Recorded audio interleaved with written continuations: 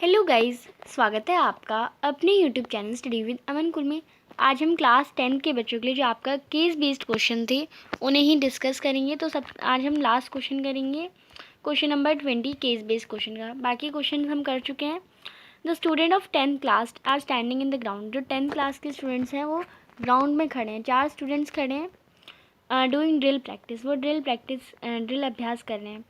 The position यानी 4 students के जो नाम हैं टीना, चेतन, जय और नैना, वो इस फिगर में आपको दिखाई दे रहे हैं। ये आपको फिगर दे रखी है, टीना, नैना, जय और चेतन। अब इसी इंफॉर्मेशन के अकॉर्डिंग आपको आंसर करने हैं कुछ क्वेश्चंस। तो सबसे पहले आपको क्या करना है, अगर आपको ऐसे क्वेश्चन दिए जाते हैं ना, पहले इनके पॉइंट्स मार्क कर लीजिए। तो आप अपनी कॉपी में साथ साथ लिख लीजिए। चेतन के एक्स वाला पहले आता है, वाई वाला बाद में आता है। तो एक्स चेतन किस पे है, 5,1 पे है। नैना किस पे है, नैना 3,5 पे है। तो यहाँ पे 3,5 और यहाँ पे टीना 5,9 पे है। तो यहाँ पे 5,9 और जय 7,5 पे है। तो इसमें 7,5 आ जाएगा। ये हमने सबके कोऑर्डिनेट्स लिख दिए। अब यहाँ पे नैना और टीना के बीच की दूरी, तो नैना कहाँ पे, नैना ये है और टीना ये है। इन दोनों के बीच की दूरी बतानी है। तो क्या लगाएंगे, डिस्टेंस, यानी डिस्टेंस फार्मूला, दूरी का फार्मूला लगाएंगे हम। तो क्या करते हैं, दूरी का फार्मूला x2 माइनस x1 का। तो x2 हमारा क्या है, x2 माइनस 3 यानी x1 ये हो गया का होल स्क्वायर प्लस में y2 5 माइनस y1 9 होगा ना, पहले y2 9 और y1 हमारा 5 का होल स्क्वायर, ये लगा देंगे। 5 माइनस 3 हमारा होता है 2 का होल स्क्वायर 4 प्लस में 9 माइनस 4 4 होता है, 4 9 माइनस 5 4 होता है और 4 का होल स्क्वायर 16। 4 प्लस 16 हमारा 20। 20 को हम 2√5 भी लिख सकते हैं। तो डिस्टेंस इनका कितना आ गया, 2√5। तो इसमें डी ऑप्शन आ जाएगा। Next, coordinates of the point in the middle of Chetan and Tina. तो चेतन और टीना के मिडिल का पॉइंट बताना है आपका। चेतन का था हमारा 5,9 और इसका था हमारा 5,1। इन चेतन और टीना के बीच के मिड पॉइंट फार्मूला क्या होता है, x1 प्लस x2 अपॉन में 2 और y1 प्लस y2 अपॉन में 2, यही होता है। तो x1 क्या है, इसमें x1 हमारा 5 है और x2 5 है। तो 5 प्लस 5 अपॉन में 2 और y1 9 और प्लस 1 है। तो 9 प्लस 1 अपॉन में 2। 5 को 5 प्लस करेंगे तो 10 अपॉन में 2 क्या होता है, 5 होता है। 9 और प्लस 1 करेंगे 10 अपॉन में 2 क्या होता है, 5। तो 5 और 5 ये x हो गया, ये y, ये हमारे कोऑर्डिनेट्स होंगे। अगर हम ऐसे भी नहीं देख सकते तो हमें पता है इतना इनके बीच का डिस्टेंस निकालना है। तो 1 2 3 4 5 6 7 8 8 और ये अगर हमें 4 देखे जाएंगे तो ये 4 हो जाएंगे, ये 4 हो जाएंगे। तो बीच का डिस्टेंस ऑफकोर्स यही होगा और ये 5 है और यहाँ से भी ये 5 है। तो 5,5 हो गया हमारा। तो इसमें आपका आंसर सेकंड में बी ए ऑप्शन हमारा करेक्ट है, 5,5। In which shape all 4 students are standing. तो कौन सी शेप है। अब आप ऐसे तो बता नहीं देंगे कि ये हमारा कौन सा है, ये हमारी पता नहीं कैसी शेप बन रही है। तो ये हम स्क्वायर या रेक्टेंगल या रोम्बस ऐसी शेप तो बता नहीं सकते अपने मन से। हमें इन चारों का अगर चारों की साइड्स अगर बराबर होंगी और डायगनल एक दूसरे को डायगनल भी बराबर होंगे तो हम कह सकते हैं वो स्क्वायर होगा। अगर डायगनल बराबर नहीं होंगे तो हम कह सकते हैं रोम्बस होगा। अगर ये 90 डिग्री का एंगल बना रहे होंगे तो ये हम रेक्टेंगल कह सकते हैं। तो ये हमें बताना है, रेक्टेंगल है, काइट है, स्क्वायर है, रोम्बस है। तो चलिए इस क्वेश्चन का आंसर करते हैं। तो फर्स्ट ऐसे हमें पॉइंट्स बना लेने होते हैं। सबसे पहले फर्स्ट क्वेश्चन में हमने सेकेंड निकाला था 2√5, डी ऑप्शन। सेकेंड क्वेश्चन में हमने मिड पॉइंट निकाला था 5,5, ए ऑप्शन। थर्ड क्वेश्चन में अब हमें क्या करना है, इन सब के डिस्टेंस निकालना है। यानी हमारे ऐसे पॉइंट्स है ना, जस्ट लाइक फिगर में हम देखें तो हमें सबसे पहले NT निकालना है, फिर NC निकालना है, फिर JC निकालना है, फिर JT निकालना है, फिर हमें TC भी निकालना है, फिर NJ भी निकालना है। सबके पॉइंट्स निकालने हैं क्योंकि डायगनल तभी निकालेंगे। हम ऐसी फिगर को देख के स्क्वायर नहीं बता सकते जब तक उसके डायगनल एक दूसरे के साथ इक्वल ना हो। तो सबसे पहले हमने NT निकाला 5 माइनस 3, NT निकाला x2 माइनस x1 का होल स्क्वायर और y2 माइनस y1 का होल स्क्वायर फॉर्मूले में वैल्यू पुट करके तो 2√5 आया। ऐसे ही हमने यहाँ पे NC भी निकाल लिया, NC भी हमारा 2√5 आया। CJ निकाला, CJ भी 2√5 आया। और यहाँ पे सॉल्यूशन में आपके साथ दे रखा है, टीजे निकाला, टीजे भी 2√5 आया। 7 - 5 क्या होता है हमारा, 2 का होल स्क्वायर, प्लस में 5 - 9 हमारा हो जाएगा 4 का होल स्क्वायर, माइनस का 4 का होल स्क्वायर, 2 का होल स्क्वायर 4, प्लस में 4 का होल स्क्वायर 16, 16 + 4 √20, एंड √20 को हम 2√5 भी लिख सकते हैं, ऐसे ही निकालना है। तो चारों साइड हमारी 2√5 आई है। अब हम देखते हैं डायगनल्स। तो एन जे जो है हमारा वो डायगनल 4 आया है, 7 - 3 4 का होल स्क्वायर, 5 - 5 तो 0 का होल स्क्वायर 0 ही होता है, 4 का होल स्क्वायर 16 तो 4 हमारा रूट में आ गया, 16 रूट में 4 आ गया आंसर।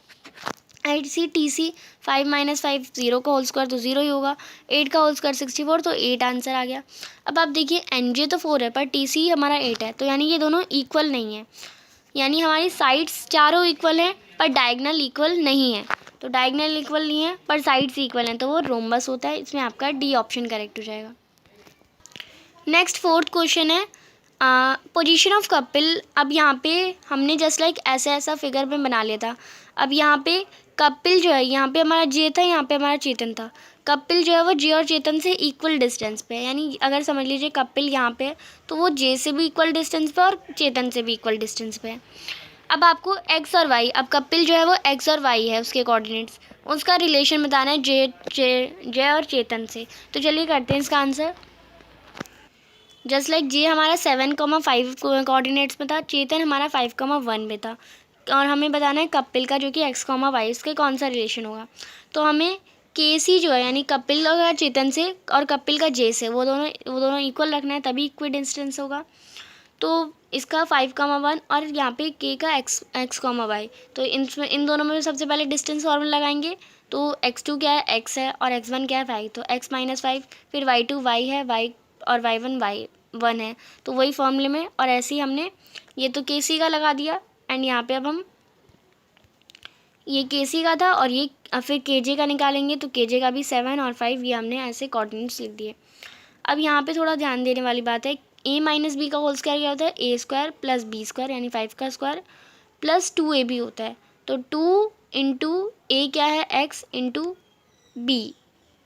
b क्या है हमारा, इसमें 5 है, तो 2 5 से कितना होता है 10, और 10 × x करेंगे तो 10x। वैसे मैंने डायरेक्ट लिख दिया इसलिए आपको थोड़ी दिक्कत ना हो तो बता दिया। a - b का होल स्क्वायर भी a², 1 का स्क्वायर 1 प्लस 2 × ab, तो 2 × a हमारा क्या है, y है, b हमारा 1 है, तो 2 × 1 2y हो जाएगा। सेम वैसे ही हमने यहाँ करा है x - 1 का whole square x² + 49 - 14x, y - 5 का होल स्क्वायर y² + 25 - 10y, ये पूरा हमारा आंसर होगा।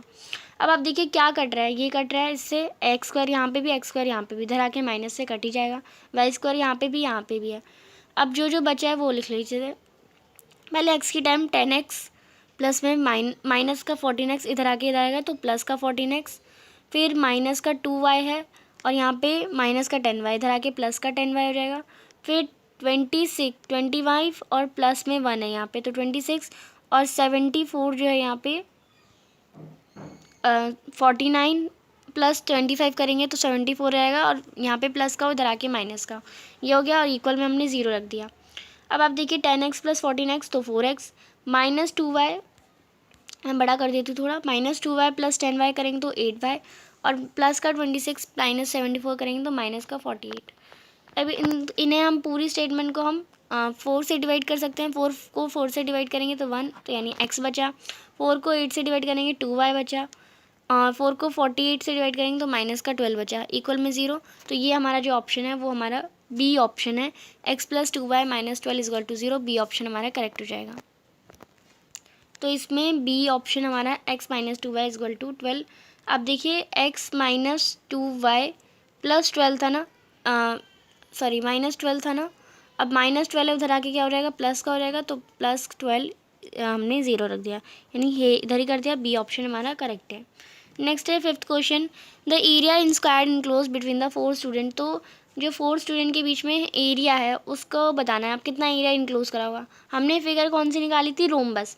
रोम्बस का एरिया निकालने का फॉर्मूला क्या होता है, half into product of diagonals, half into product of diagonals, यानी प्रोडक्ट ऑफ डायगनल्स यानी diagonal number 1 into diagonal number 2।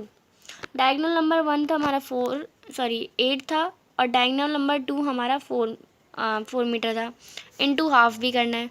2 × 1 = 2, to to ज़ा यहाँ से हम 8 से ही काट लेते हैं, 2 2 ज़ा 4, फिर 8 2 ज़ा कितना होता है 16 होता है, तो 16 मीटर स्क्वायर हमारा आंसर आता है। तो यहाँ पे बी ऑप्शन करेक्ट है। यहाँ पे आपका सारे केस बेस्ड कंप्लीट होते हैं। आई होप आपको अच्छे से समझ आ गए होंगे। बाकी सारे पार्ट बी पार्ट सी भी हमने चैनल पे अपलोड है, आप उन्हें देख सकते हैं। और all the best for your maths exam. And channel को अभी तक सब्सक्राइब नहीं किया तो प्लीज़ चैनल को सब्सक्राइब ज़रूर करें, ज़्यादा से ज़्यादा दोस्तों के साथ शेयर करें, और वीडियो अच्छी लगी तो इसे लाइक ज़रूर करिएगा। Thanks for watching you, bye bye guys.